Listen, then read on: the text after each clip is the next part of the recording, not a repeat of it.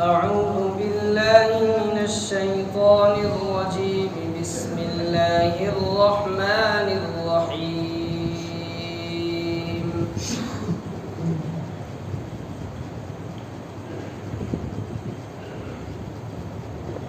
ثم إن ربك للذين هاجروا من بعد ما فتنوا ثم جاهدوا وصبروا إن ربك من بعدها لغفور رحيم يوم تأتي كل نفس تجادل عن نفسها وتوفى كل نفس ما عملت وهم لا يظلمون وضرب الله مثلا قرية كانت آمنة مطمئنة يأتيها رزقها رغدا من كل مكان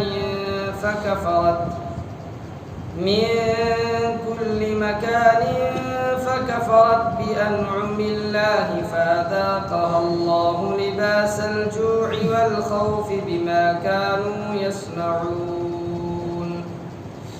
ولقد جاءهم رسول منهم فكذبوه فأخذهم العذاب وهم ظالمون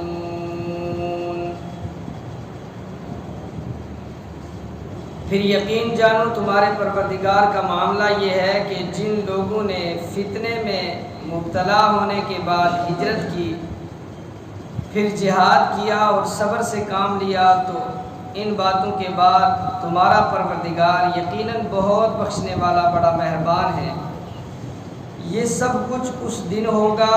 جب ہر شخص اپنے دفاع کی باتیں کرتا ہوا آئے گا اور ہر شخص کو اس کے سارے اعمال کا پورا بدلہ دیا جائے گا اور لوگوں پر کوئی ظلم نہیں ہوگا۔ اللہ ایک بستی کی مثال دیتا ہے جو بڑی پرامن اور مطمئن تھی،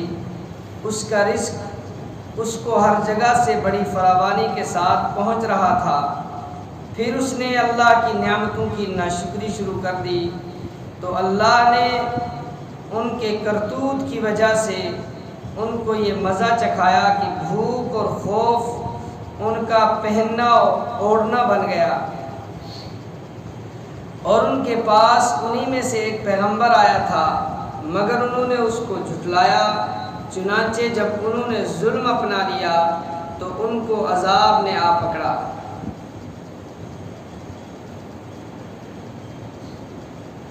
اللہ تبارک و تعالی نے ایمان والے اور غیر ایمان والے دونوں کی مثال بیان فرمائی، یا یوں کہہ لیجئے کہ اسلام کا جو ابتدائی دور تھا مکہ کے اندر جس قسم کی سختیاں ایمان والوں نے اور مسلمانوں نے جھیلی ان کا تذکرہ، اور جنہوں نے ظلم کیا اللہ تبارک و تعالیٰ نے ان کو کیا سزا دی ان کا تذکرہ فرمایا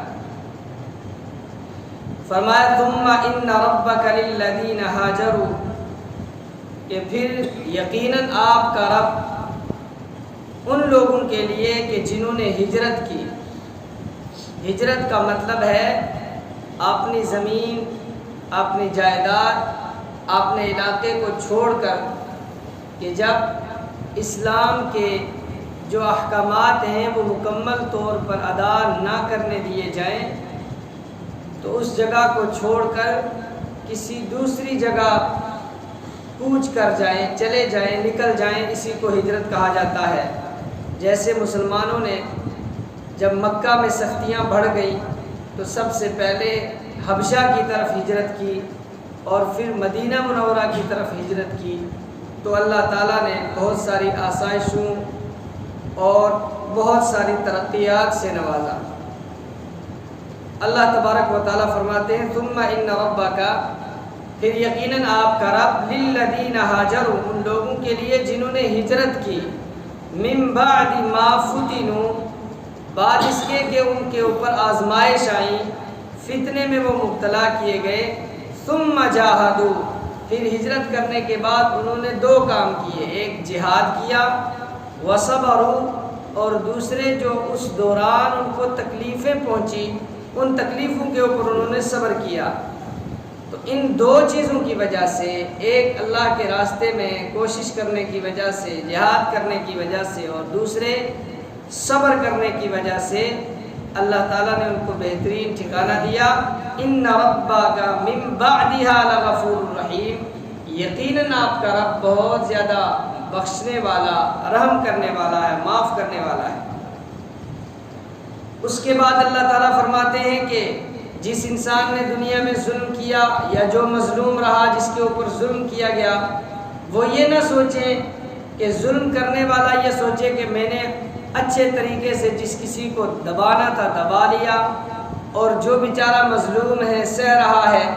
وہ یہ نہ سوچے کہ میرے اوپر اتنا ظلم ہوا ہے، اب میری زندگی کا کیا فائدہ. اللہ تعالیٰ نے فرمایا نہیں، یوم تاتی کل نفس، ایک دن ایسا آنے والا ہے جس دن ہر انسان آئے گا، تجادل عن نفسها، جو اپنے بارے میں اپنی ذات کے تعلق سے یہ صفائیاں پیش کر رہا ہوگا کہ میں نے کوئی گناہ نہیں کیا،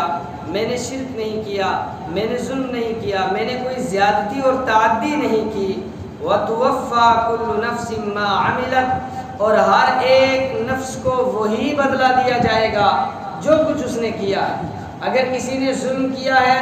تو اس کے اس ظلم کا بدلہ اس کو ملے گا، اگر کوئی مظلوم رہا ہے تو اس کی اس مظلومیت کا بدلہ اس کو ملے گا. کوئی ظالم ظلم کر کے اللہ کی پکڑ سے نہیں بچ سکتا، اور کوئی مظلوم جس کے اوپر ظلم کیا گیا ہے وہ اللہ کی عطا سے محروم نہیں رہ سکتا. اللہ نے دونوں کو ایمان والے کو نوازنا ہے، اور جو غیر ایمان والا ہے جس نے ظلم کیا ہے اللہ تبارک و تعالیٰ نے اس کو سزا میں مبتلا کرنا. وَهُمْ لَا يُظْلَمُونَ، ان کے اوپر ایک ذرے کے برابر بھی ظلم نہیں ہوگا. وَضَرَبَ اللَّهُ مَثَلًا قَرْيَةً، اور اللہ تعالیٰ مثال بیان کرتا ہے ایک بستی کی، كَانَتْ آمِنَةً، کہ جو بستی بڑی مطمئن تھی، آمِنَةً مطمئنةً، کہ امن سے تھی، اطمینان سے تھی. يَأْتِيهَا رِزْقُهَا رَغَدًا مِنْ كُلِّ مَكَانٍ، اس کا رزق ہر جگہ سے اس کو پہنچ رہا تھا. فَكَفَرَتْ بِأَنْعُمِ اللَّهِ، تو اس بستی والوں نے اللہ کی نعمتوں کا انکار کر دیا، ناقدری شروع کر دی. فَأَذَاقَهَا اللَّهُ لِبَاسَ الْجُوعِ وَالْخَوْفِ، تو اللہ تعالیٰ نے ان کو بھوک اور پیاس اور خوف کا لباس پہنا دیا. بِمَا كَانُوا يَصْنَعُونَ، یہ سب کچھ کس وجہ سے ہوا؟ ان کی اعمال کی وجہ سے، ان کے کرتوت کی وجہ سے. یہ مثال کس کی بیان کی؟ یہ مکہ کی مثال بیان کی کہ مکہ پہاڑوں کے بیچ میں ایک امن والا شہر تھا، لوگوں کو ہر قسم کی چیزیں مل رہی تھی، لیکن ان لوگوں نے اللہ کی نعمتوں کی ناقدری شروع کر دی، پیغمبر اسلام کو تکلیف پہنچانا شروع کر دی. اللہ تبارک و تعالیٰ نے کیا تکلیفیں دی؟ اس کے بعد فرمایا وَلَقَدْ جَاءَهُمْ رَسُولٌ مِّنْهُمْ، اس بستی میں ایک رسول آئے ان میں سے، فَكَذَّبُوهُ، لوگوں نے اس رسول کو جھٹلا دیا. فَأَخَذَهُمُ الْعَذَابُ، تو اللہ کا عذاب آ گیا ان کے اوپر، اللہ کے عذاب نے ان کو پکڑ لیا. وَهُمْ ظَالِمُونَ، اس حال میں کہ وہ ظلم کرنے والے تھے. کہ جب انہوں نے آپ صلی اللہ علیہ وسلم کے اوپر ظلم کیا تو اللہ تعالیٰ نے آہستہ آہستہ ان لوگوں کے اوپر اپنا عذاب اتارنا شروع کیا. وہ سمجھ نہیں پائے، یہاں تک کہ جب نبی صلی اللہ علیہ وسلم ہجرت کر کے مدینہ منورہ آ گئے اور مکہ کے اندر ایسا قحط پڑا کہ لوگ کتے اور اسی طریقے سے مردار کھانے کے اوپر مجبور ہو گئے. اونٹ کا گوبر تک لوگوں نے کھایا اور مردار جانوروں کے چمڑے تک کھانے کے لیے مجبور ہو گئے. رزق ختم ہو گیا. پھر کفار مکہ کا ایک وفد ایک قافلے کی شکل میں مدینہ منورہ آیا اور آپ صلی اللہ علیہ وسلم سے